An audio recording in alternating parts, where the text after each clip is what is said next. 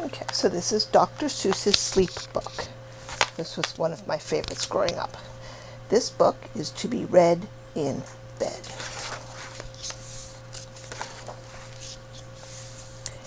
The news just came in from the county of Keck that a very small bug by the name of Van Vleck is yawning so wide you can look down his neck. This may not seem very important, I know, but it is, so I'm bothering telling you so. A yawn is quite catching, you see, like a cough. It just takes one yawn to start other yawns off. Now the news has come in that some friends of Van Vleck's are yawning so wide you can look down their necks. At this moment, right now, under 7 more noses, great yawns are in blossom. They're blooming like roses. The yawn of that one little bug is still spreading. According to the latest reports, it is heading across the wide fields through the sleepy night air, across the whole country towards every whichwhere, and people are gradually starting to say, "I feel rather drowsy. I've had quite a day." Creatures are starting to think about rest. 2 biffer-bound birds are now building their nest. They do it each night, and quite often I wonder how they do this big job without making a blunder. But that is their problem, not yours and not mine. The point is, they're going to bed, and that's fine. Sleep thoughts are spreading throughout the whole land. The time for night brushing of teeth is at hand. Up at Herkheimer Falls, where the great river rushes and crashes down crags in great gargling gushes, the Herkheimer sisters are using their brushes. Those falls are just grand for toothbrushing beneath, if you happen to be up that way with your teeth. The news just came in from the castle of Krupp that the lights are all out and the drawbridge is up. And the old drawbridge drawer just said with a yawn, "My drawbridge is drawn, and it's going to stay drawn till the milkman delivers the milk about dawn. I'm going to bed now, so nobody better come round with a special delivery letter." The number of sleepers is steadily growing. Bed is where more and more people are going. In Culpeper Springs, in the Stiltwalkers' Hall, the Stiltwalkers' stilts are all stacked on a wall. The Stiltwalkers have called it a day. They're all tuckered out and they're snoozing away. This is very big news. It's important to know. And that's why I'm bothering telling you so.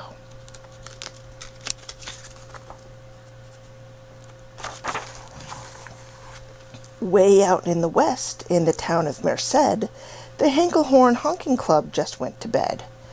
Every horn has been quietly hung on a hook for the night in its own private Hinklehorn nook. All this long, happy day they've been honking about, and the Hinklehorn honkers have honked themselves out. But they'll wake up fresh in the morning, and then they'll start right on in Hinklehorn honking again. Everywhere, creatures are falling asleep.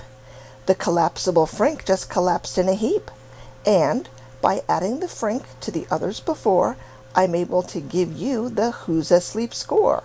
Right now, 40,404 creatures are happily, deeply in slumber.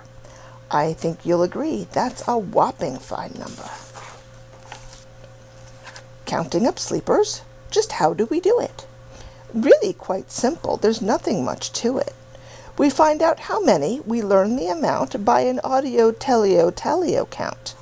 On a mountain, halfway between Reno and Rome, we have a machine in a plexiglass dome, which listens and looks into everyone's home, and whenever it sees a new sleeper go flop, it jiggles and lets a new biggle ball drop. Our chap counts these balls as they plop in a cup, and that's how we know who's down and who's up. Do you talk in your sleep?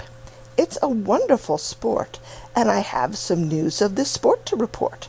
World champion sleep talkers, Joe and Mo Redzoff, have just gone to sleep, and they're talking their heads off. For 55 years now, each chattering brother has babbled and gabbled all night to the other. They've talked about laws, and they've talked about gauze. They've talked about paws, and they've talked about flaws.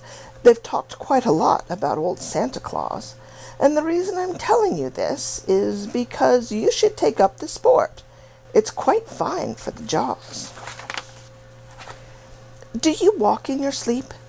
I just had a report of some interesting news of this popular sport. Near Finnegan Fen, there's a sleepwalking group which not only walks, but it walks a la hoop. Every night they go miles. Why, they walk to such length they have to keep eating to keep up their strength. So, every so often, one puts down his hoop, stops hooping, and does some quick snooping for soup. That's why they are known as the Hoop Soup Snoop Group. Sleepwalking, too, are the curious Crandalls, who sleepwalk on hills with assorted sized candles. The Crandalls walk nightly in slumbering peace, in spite of the slight burns from the hot dripping grease. And the Crandalls wear candles because they walk far, and if they wake up, they want to see where they are.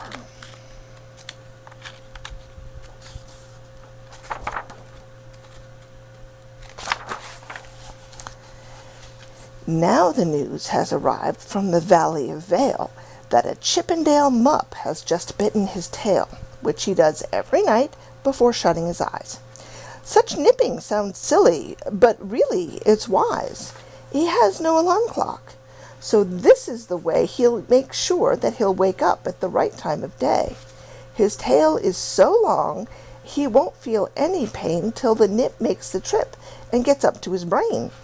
In exactly 8 hours, the Chippendale mupp will, at last, feel the bite, yell ouch, and wake up. See the tail? All the way over here. All the way. That's a really, really long tail, isn't it? Yeah. Mr. and Mrs. J. Carmichael Crocs, have just gone to bed near the town of Fort Knox. And they, by the way, have the finest of clocks. I'm not sure that I quite understand just how the thing works with that one extra hand, but I do know this clock does one very slick trick.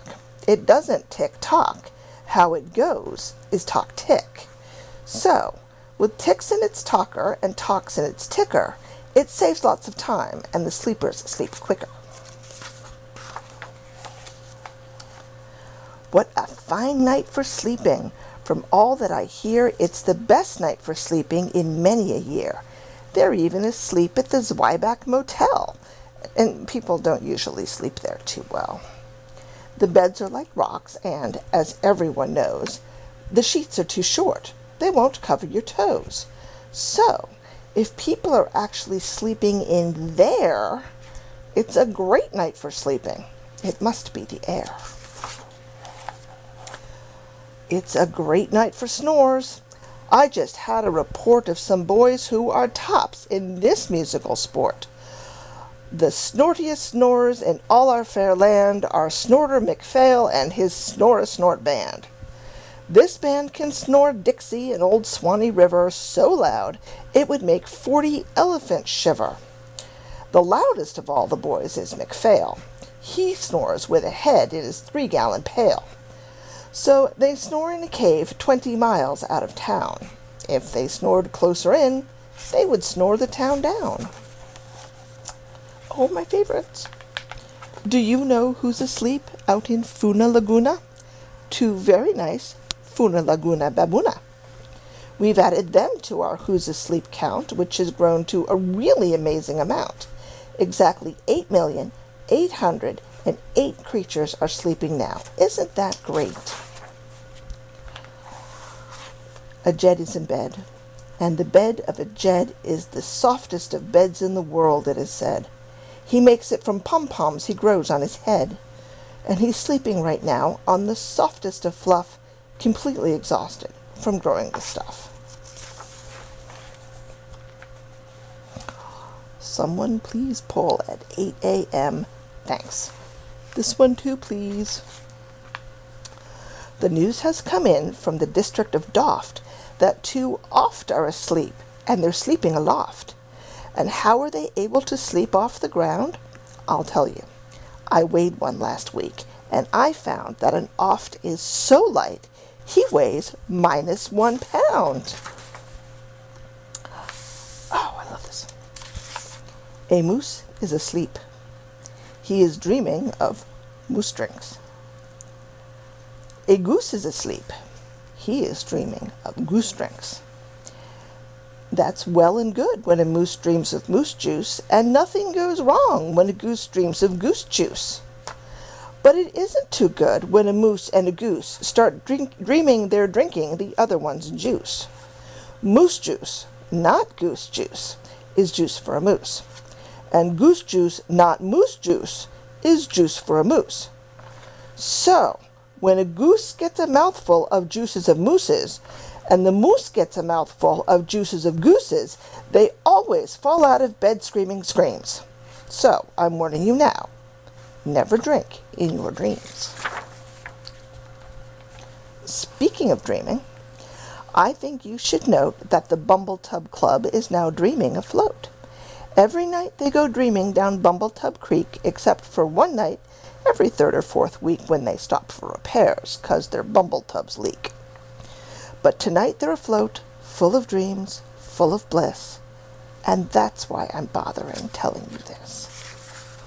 I always like their noses. They look like little hearts.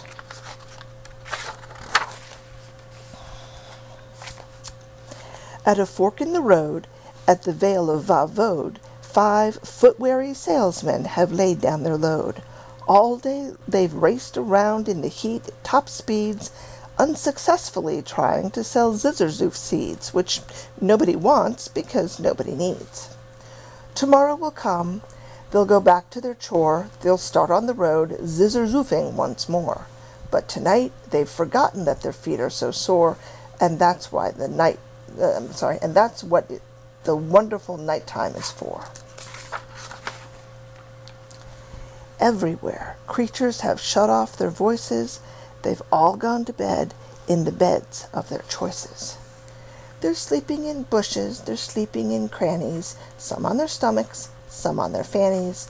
They're peacefully sleeping in comfortable holes, some even on soft-tufted barbershop poles. That would be these guys here. The number of sleepers is now past the millions. The number of sleepers is now in the billions. They're sleeping on steps and on strings and on floors, in mailboxes, ships, and the keyholes of doors. Every worm on a fishhook is safe for the night. Every fish in the sea is too sleepy to bite.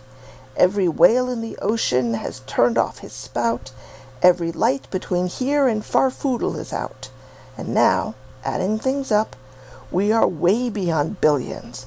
Our Who's Asleep score is now up in the zillions.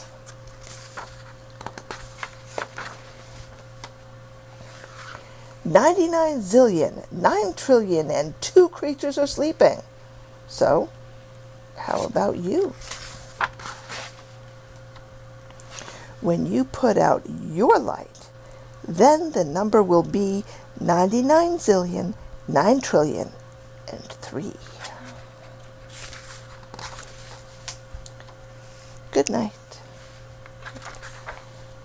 And the end. Okay, good night, honey. I love you very much.